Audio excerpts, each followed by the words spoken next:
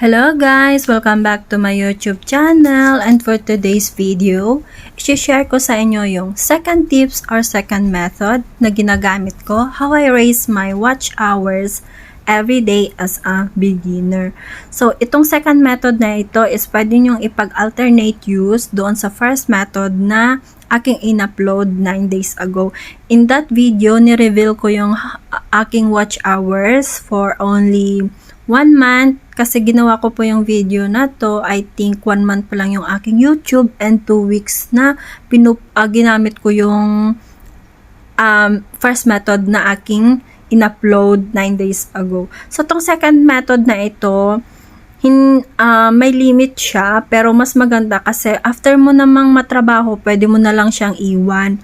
Ito naman kasing first method na tinuro ko, kasi babantayan mo yung oras, and after that, kung gusto mo pa ng extension, magwa-watch ka ng ads. Syempre, walang madali sa panahon ngayon. Pero, kung desidido ka naman and 100%, legit na legit lang yan. Kasi after mo magamit yung application na yan, ilalagay po ni Lolo YouTube yung analytic mo doon sa, yung analytic mo, kung magkano yung percentage na nakuha mong watch hours sa application na ito or sa first method na yan and sa second method na ito. Makikita mo rin po doon sa analytic. Ilalagay po nila. Kaya hindi ako mag-share kapag ito ay hindi po siya 100% na totoo. So, kung interesado po kayo sa first method, ayan, panoorin nyo lang po yung aking video. 9 minutes lang naman po yung duration niya. Not take so long. And then, palagay naman po ng comment or batak loads. Then, after that, babalikan ko na lang po kayo. Yes! Okay. So, this is the second method or tips na aking sinasabi. Let's go to our original topic.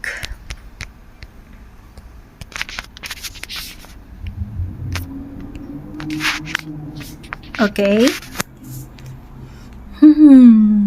As you can see in my screen po, meron pa akong 4,082. Kaya nang sabi kong kanina, yung second method na ito is meron siyang limit. Unless we're going to have a VIP account. And number 1 po na i-remember nyo, or number 1 po talaga na gagawin nyo is, wag po kayong magsa-sign up sa mga apps na tinuro ko. Kahit na yung first method and the second method, wag nyo pong gagamitin yung official YouTube channel nyo para iwas na rin po ng detection ni Lolo YouTube. So, ibig sabihin, dapat meron talaga kayong kahit mga ninja account yan, it's fine. Basta as long as hindi po yun siya yung official YouTube channel nyo.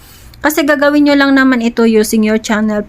Pero pag nag-campaign na kayo, yung YouTube channel, link ng YouTube channel nyo, yun yung ipapasok nyo sa Tubemine, sa application na ito. Kung sino-sino at kung ano-ano rin yung makikita nyo sa application na ito, sila din po yung gumagamit ng apps na ito. Kasi nga po is totoo po siya. Pero, hindi ko naman sinasabi na ito na lang po yung gagawin natin, kasi mas maganda nga naman na magkaroon po tayo ng mga organic subscribers at saka mga legit na followers or mga public watch or public yung ibang hindi nakakalam, VLS ba yan or kung sino-sino ba yan. Mas maganda pa rin talaga na nakikipag-engage po tayo sa ibang tao.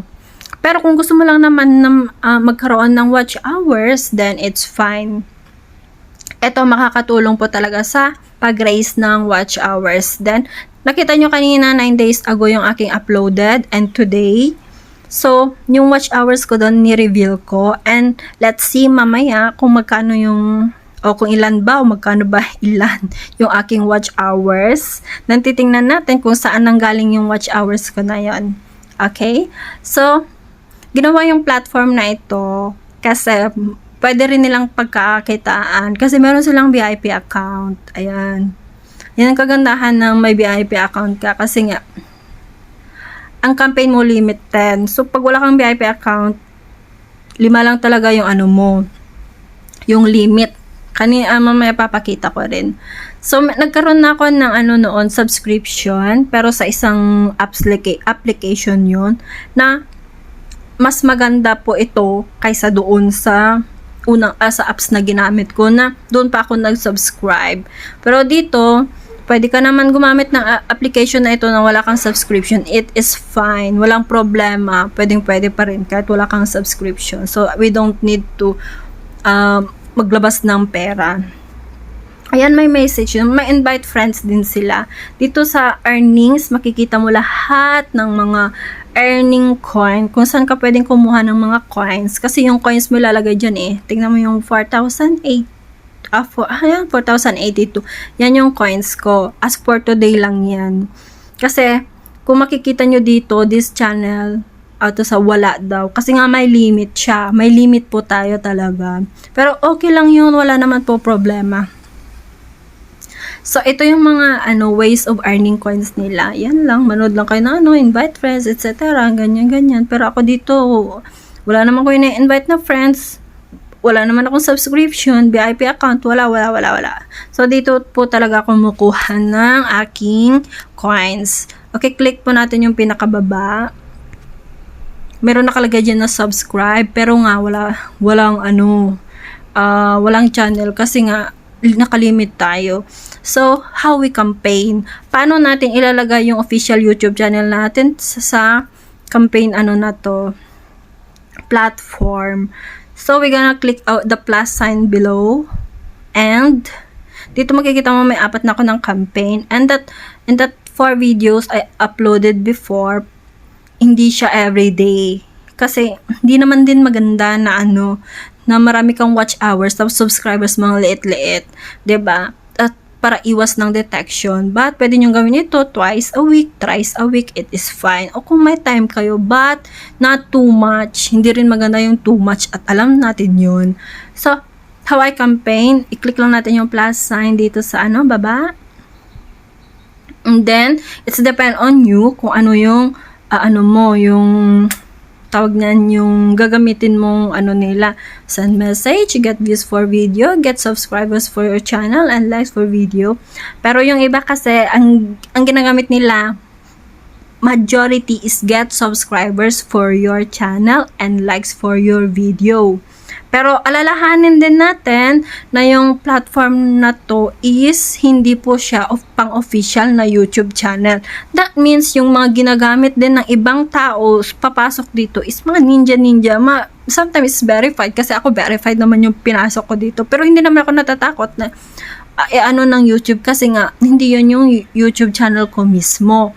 Pero wala namang problema kasi nga ang application na ito talagang ginawa. Pero kasi pwede nilang pagkakakitaan. So kung ilalagay natin yung get subscribers, there is always tendency talaga na lalagasin pa rin talaga yun. Kasi hindi natin alam na yung mga account nila is verified or not. You know what I mean? Okay. And likes for your video. So, para sa akin, it doesn't matter. Basta ang gusto ko lang talaga is yung mapanood yung aking video. So, ang nilagay ko dyan is get views for your video only. Yun lang. Yung sub to sub, it is fine. Kaya ko naman paghirapan yan, di ba? Araw-araw, okay? So, select lang po natin. And dito, makikita mo yung enter video link here. So, dito natin ipapasok yung ating official YouTube channel. Paano nga ba magpasok? Punta pa kayo sa inyong YouTube channel and mag-select kayo doon ng video na more than at least 5 minutes plus. It is better na 10 minutes nga yung i-upload natin. Basta hindi po siya maglalas ng 5 minutes. Kasi alam naman natin na hindi magiging counted yung watching na below 3 minutes. 'Di ba? Dapat 3 minutes up. So, pumunta kayo doon, kumuha kayo ng link na inyong video na gusto nyo i-campaign o nang gusto nyo mapanood ng ibang tao na andirito sa Tubemine na application na ito. So, bago ako nag-open ng aking screen, kumuha na po ako ng link from my official YouTube channel. Official ha, yun ang gagamitin kasi yun yung ika-campaign natin para panoorin po ng ibang tao. Yes, ulit-ulit. Okay. So, ipipaste lang po natin. Yan. Yung pinaste ko na yan is video ko yan from my YouTube channel na gusto kong panoorin ng ibang tao. So, i-add. i-add natin. Then, i-play natin. Then, dito, makikita mo yung, ingat po tayo dito sa pagsaselect ng number of views. 50, diba? Okay, 50. Hindi ko tinatarget yung 50. Ang sa akin is 10 tao, okay na ako doon. So, select tayo ng 10 tao. And then, ang pinaka-importante talaga dito is yung time required na gusto mong ilang minutes papanoorin yung video mo. So, sa atin, 'di ba, gusto natin 5 minutes up kasi yun talaga yung papasok sa ating watch hours. Tama, 'di ba? Okay. So, siselect tayo dito ng more than 5 minutes. Pero, nakadepende din yun kung magkano po yung coins mo sa iyong account. O magkano yung naipon mong coins. So, let's say 390. Yung 390 seconds na yan is almost 6 minutes. Then, isi-select po natin. Then, meron, yung total coin na kukunin nila is 3,900, which is eligible naman ako. Kasi nga, 4,000 plus yung inipon kong coins today para makapag-campaign ako. And then, idadan lang po natin siya. Tapos, sasabihin, this video is not playable, diba? So, i-click po natin ulit yung ating video kasi hindi po siya pwedeng i-upload na hindi po siya naka-play. So, idadan natin. Ayan na. Processing na po yung ating yung ating campaign. Ayan. Zero view. Okay. Let's say processing na siya, in progress.